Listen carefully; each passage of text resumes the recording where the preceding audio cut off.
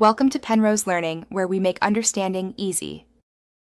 You're starting by enabling voice control so you can use speech to navigate and unlock quickly. Tap Settings, go to Accessibility, then Voice Control, follow the on-screen setup to download files and pick a language. Make sure Face ID, Touch ID, or a passcode exists as a security fallback so the device still locks. Once voice control is active, test simple commands like Open Settings to confirm recognition before moving to passcode actions. This prevents wasted steps later.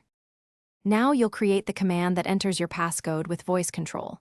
In Voice Control Settings Open Commands, tap Create New Command, set the phrase you'll speak, choose action Run Custom Gesture or Insert Text, and enter your passcode carefully.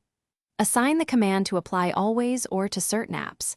Make sure Allow Access when locked is adjusted for what you need. Once done, practice in a private location to refine pauses and phrasing so the iPad reliably types each digit. To unlock, wake the iPad, say your custom command, and let voice control enter the passcode. Then complete Face ID or Touch ID confirmation if required. If the iPad doesn't respond, speak slower, check microphone access, and repeat the command exactly as configured.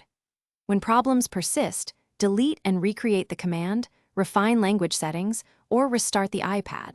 As a last resort, reset voice control files in Accessibility. Making small timing and phrasing tweaks usually fixes recognition issues quickly.